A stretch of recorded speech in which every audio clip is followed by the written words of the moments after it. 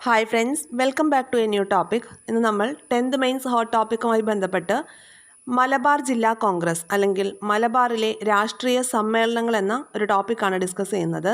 വളരെ ചെറിയൊരു ടോപ്പിക്കാണ്, എങ്കിൽ കൂടിയിട്ടും ഈ ഭാഗത്ത് നിന്ന് ചോദ്യങ്ങൾ ആവർത്തിക്കപ്പെടുന്നുണ്ട്. നമുക്ക് നോക്കാം, എന്താണ് മലബാർ ജില്ലാ കോൺഗ്രസ്. ഒന്നാം ലോക മഹായുദ്ധ കാലഘട്ടത്തിലാണ് മലബാർ പ്രദേശത്ത് രാഷ്ട്രീയ പ്രവർത്തനങ്ങൾ സജീവമാകുന്നത്. അങ്ങനെ പ്രഥമ മലബാർ ജില്ലാ കോൺഗ്രസിൻ്റെ സമ്മേളനം 1916 പാലക്കാട് ജില്ലയിൽ വെച്ച് നടക്കുകയാണ്. മലബാർ ജില്ലാ കോൺഗ്രസിൻ്റെ പ്രഥമ സമ്മേളനം നടന്നത് പാലക്കാട് ജില്ലയിൽ 1916 മലബാർ ജില്ലാ കോൺഗ്രസിൻ്റെ പ്രഥമ സമ്മേളനത്തിലെ അധ്യക്ഷൻ ആരാണ്? ആനി ബസന്റാണ്. ഈ ചോദ്യം ഒരുപാട് തവണ PSC ആവർത്തിച്ചതാണ്. മലബാർ ജില്ലാ കോൺഗ്രസിൻ്റെ പ്രഥമ സമ്മേളനം നടന്നത് എവിടെയാണ്? പാലക്കാട്. വർഷം ഏതാണ്? 1916. അധ്യക്ഷൻ ആരായിരുന്നു? ആനി ബസന്റ് ആയിരുന്നു. ഓക്കെ, അപ്പോൾ രണ്ടാം സമ്മേളനം നോക്കാം. രണ്ടാം സമ്മേളനം നടന്നത് കോഴിക്കോട് ജില്ലയിൽ വെച്ചിട്ടാണ്. 1917 മലബാർ രാഷ്ട്രീയ സമ്മേളനങ്ങൾ അല്ലെങ്കിൽ മലബാർ ജില്ലാ കോൺഗ്രസിൻ്റെ സമ്മേളനങ്ങളൊക്കെ നടന്ന വർഷം പഠിക്കാൻ നമുക്ക് എളുപ്പമാണ് അല്ലേ. 1916 തുടങ്ങി 1920 വരെ കണ്ടിന്യൂസ് ആയിട്ടുള്ള വർഷങ്ങളാണ്. അപ്പോൾ സ്ഥലം ഓർത്ത് വയ്ക്കുക. 1916 പാലക്കാട് ജില്ലയിലായിരുന്നു പ്രഥമ സമ്മേളനം. ആനി ബസന്റ് അധ്യക്ഷൻ. 1917 കോഴിക്കോട് CP രാമസ്വാമി അയ്യർ. നമുക്കൊരു കോഡ് ഉപയോഗിച്ചത് പഠിക്കാം കേട്ടോ. ആദ്യം നമുക്ക് വർഷം നോക്കാം. അടുത്തത് മൂന്നാം സമ്മേളനം 1918 തലശ്ശേരി. തലശ്ശേരിയിലാണ് 1918 തലശ്ശേരി. ആസാദ് അലി ഖാൻ ബഹദൂറാണ്. ആസാദ് അലി ഖാൻ ബഹദൂറാണ് മൂന്നാം സമ്മേളനം അധ്യക്ഷം വഹിച്ചത്. ഇനി അടുത്തത് നാലാം സമ്മേളനം 1919 വടകരയിൽ വെച്ചിട്ട് KP രാമൻ്റെ അധ്യക്ഷതയിലായിരുന്നു. അഞ്ചാം സമ്മേളനം, അവസാന സമ്മേളനം, കേരള സൂററ്റ് എന്നറിയപ്പെടുന്നു. 1920 മഞ്ചേരിയിൽ വെച്ചിട്ട് കസ്തൂരി അയ്യങ്കാരായിരുന്നു ഇതിൻ്റെ അധ്യക്ഷൻ എന്ന് പറയുന്നത്. ക്ലിയർ ആണല്ലോ. വർഷം നമ്മൾ ക്ലിയർ ആയിട്ട് പഠിച്ചു. 1916 തുടങ്ങി 1920 വരെയാണ്. ഇനി ഇത് നടന്ന സ്ഥലങ്ങൾ നമുക്കൊന്ന് കണക്ട് ചെയ്ത് വയ്ക്കാം. അതിന് വേണ്ടിയിട്ട് ഒരു കോഡ് പറയാം. പാലാക്കോഴി തലവട മഞ്ചേരി. അങ്ങനെ ആലോചിക്കാം കേട്ടോ. പാലാക്കോഴി തലവട മഞ്ചേരി. ഒരു 5-6 പ്രാവശ്യം പറഞ്ഞാൽ മതി, അതങ്ങ് പതിയും നമ്മുടെ മനസ്സിൽ. പാലാക്കോഴി തലവട മഞ്ചേരി, അതായത് പാലക്കാട്, കോഴിക്കോട്, പിന്നെന്താ തലശ്ശേരി, വടകര, മഞ്ചേരി. പാലക്കാട്, കോഴിക്കോട്, തലശ്ശേരി, വടകര, മഞ്ചേരി. ഇനി നമ്മൾ ആരൊക്കെയാണ് അധ്യക്ഷന്മാരെന്ന് ഓർക്കണ്ടേ? അതിനെങ്ങനെ ഓർക്കും? ആനി സ്വാമി ആസാദ് രാമ കസ്തൂരി. ആനി സ്വാമി ആസാദ് രാമ കസ്തൂരി. ഒരു മന്ത്രം പോലെ ഒരു 3-4 പ്രാവശ്യം അങ്ങ് റിപ്പീറ്റ് ചെയ്ത് പറയുമ്പോൾ ക്ലിയർ ആവുമേ. ആരൊക്കെയാണ്? Annie Besant, CP Ramaswamy Iyer, Azad Ali, ഇനി KP Raman, Kasturi Iyengar. Okay, clear ആയല്ലോ. പാലാക്കോഴി തലവട മഞ്ചേരി, ആനി സ്വാമി ആസാദ് രാമ കസ്തൂരി, ആനി സ്വാമി ആസാദ് രാമ കസ്തൂരി. ഈ കോഡ് പഠിക്കുമ്പോൾ ഇത്രയും ഭാഗം ക്ലിയർ ആവും.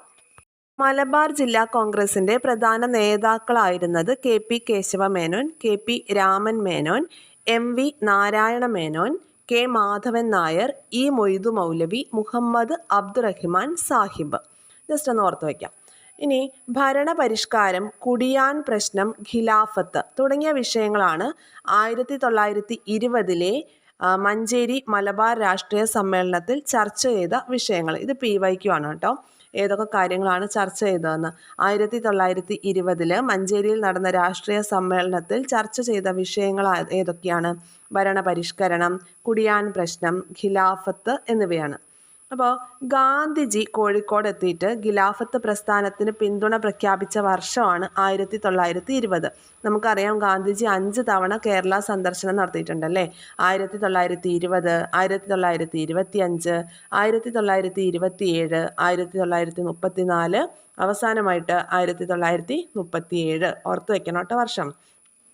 1920, 25, 27, 34, 37 എന്ന് പഠിച്ചു വയ്ക്കുക. അപ്പോൾ ഗാന്ധിജി കേരളത്തിലെത്തിയപ്പോൾ ഗാന്ധിജിയുടെ ഒപ്പം ഉണ്ടായിരുന്ന ഖിലാഫത്ത് നേതാവായിരുന്നു ഷൗക്കത്ത് അലി. ഷൗക്കത്ത് അലി ആയിരുന്നു ഗാന്ധിജിയോടൊപ്പം കേരളത്തിലെത്തിയ ഖിലാഫത്ത് നേതാവ്. ഇനി ഒരു PYQ ആണ്. കേരളത്തിലെ ഖിലാഫത്ത് കമ്മിറ്റിയുടെ പ്രസിഡന്റ് ആരായിരുന്നു? കട്ടിലശ്ശേരി മുഹമ്മദ് മൗലവിയാണ് കേരളത്തിലെ ഖിലാഫത്ത് കമ്മിറ്റിയുടെ പ്രസിഡന്റ്. അതുപോലെ തന്നെ കേരളത്തിലെ ഖിലാഫത്ത് കമ്മിറ്റി സെക്രട്ടറി ആയിരുന്നത് മുഹമ്മദ് അബ്ദുറഹിമാൻ സാഹിബാണ്. മുഹമ്മദ് അബ്ദുറഹിമാൻ സാഹിബ്. കേരളത്തിൽ ഖിലാഫത്ത് പ്രസ്ഥാനം ഏറ്റവും അധികം ശക്തി പ്രാപിച്ച പ്രദേശമാണ് ഈ മലബാർ എന്ന് പറയുന്നത്. ഇത്രയും കാര്യങ്ങൾ ക്ലിയർ ആണല്ലോ. ഇനി നമുക്ക് ഈ അവസാന മലബാർ രാഷ്ട്രീയ സമ്മേളനം 1920 മഞ്ചേരിയിൽ വെച്ച് നടന്നത്. അത് നടന്ന മൈതാനത്തിൻ്റെ പേരാണ് കൽക്കോണി മൈതാനം. കൽക്കോണി മൈതാനം.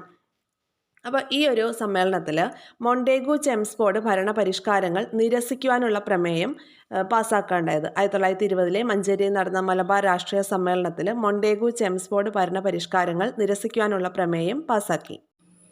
ആഭ്യന്തര പ്രശ്നങ്ങളെ തുടർന്ന് ആനി ബസന്റും അനുയായികളും വിയോജിപ്പ് കാരണം നമ്മുടെ ഈ 5ാം സമ്മേളന വേദിയിൽ നിന്ന്, മഞ്ചേരിയിൽ നടന്ന 5ാം മലബാർ രാഷ്ട്രീയ സമ്മേളന വേദിയിൽ നിന്ന് ഇറങ്ങിപ്പോവുകയാണ്. അങ്ങനെയാണ് ഈ ഒരു സമ്മേളനത്തിലെ കേരളത്തിൻ്റെ സൂററ്റ് എന്ന് വിശേഷിപ്പിക്കുന്നത്. ഓക്കെ, കേരളത്തിലെ സൂററ്റ് എന്നാണ് 5ാം മലബാർ രാഷ്ട്രീയ സമ്മേളനം അറിയപ്പെടുന്നത്. അത് ആനി ബസന്റും അനുയായികളും ഈ ആഭ്യന്തര പ്രശ്നങ്ങളോടുള്ള വിയോജിപ്പ് കാരണം ഈ സമ്മേളന വേദിയിൽ നിന്ന് ഇറങ്ങിപ്പോയതുകൊണ്ടാണ് ഈ സമ്മേളനത്തിനെ കേരള സൂററ്റ് എന്ന് വിശേഷിപ്പിക്കുന്നത് എന്ന് ഓർത്ത് വയ്ക്കുക കേട്ടോ. ഇനി ഈ ഭാഗത്ത് നിന്ന് ചോദിച്ചിട്ടുള്ള, ഒരുപാട് മുൻപ് ചോദിച്ചിട്ടുള്ളൊരു ചോദ്യമാണ് ഇങ്ങനെ: ഇന്ത്യക്ക് സ്വയം ഭരണം വേണം എന്ന പ്രമേയം 1ാം മലബാർ രാഷ്ട്രീയ സമ്മേളനത്തിൽ അവതരിപ്പിച്ച വ്യക്തി ആരാണ്? ഇന്ത്യക്ക് സ്വയംഭരണം വേണമെന്ന പ്രമേയം 1ാം രാഷ്ട്രീയ സമ്മേളനത്തിൽ അവതരിപ്പിച്ച വ്യക്തിയാണ് KP കേശവമേനോൻ. KP കേശവമേനോൻ ഓർത്ത് വയ്ക്കാം കേട്ടോ. ഈ ഭാഗത്തുനിന്ന് നമുക്കൊരു സംശയം വരാനിടയുള്ള ഇതാണ്: 3ാം സമ്മേളനത്തിന്റെ അധ്യക്ഷൻ ആസാദ് അലി ഖാൻ ബഹദൂർ. ചില പുസ്തകങ്ങളിൽ ആസിം അലി ഖാൻ എന്നും കാണുന്നുണ്ട്. രണ്ടും ഒരാൾ തന്നെയാണ് കേട്ടോ. ഇത്രയും കാര്യങ്ങൾ മാത്രമേ നമുക്ക് ഈ ഭാഗത്ത് പഠിക്കാനുള്ളൂ കേട്ടോ. കോഡ് ഉപയോഗിച്ച് ജസ്റ്റ് പഠിച്ചു വെച്ചാൽ ചെറിയൊരു സിംഗിൾ കോഡിലൂടെ തന്നെ ഈ കാര്യം എല്ലാം ഓർത്തിരിക്കാം. ഇതുപോലെ യൂസ്ഫുൾ ആയിട്ടുള്ള വീഡിയോസ് തുടർന്ന് ലഭിക്കാൻ ചാനൽ സബ്സ്ക്രൈബ് ചെയ്ത് സപ്പോർട്ട് ചെയ്യുക, ഷെയർ ചെയ്ത് ഫ്രണ്ട്സിലേക്ക് കൂടി എത്തിക്കുക. നിങ്ങളുടെ അഭിപ്രായങ്ങൾ കമൻസിൻ്റെ രൂപത്തിൽ രേഖപ്പെടുത്തുക. Thank you all. Have A nice day.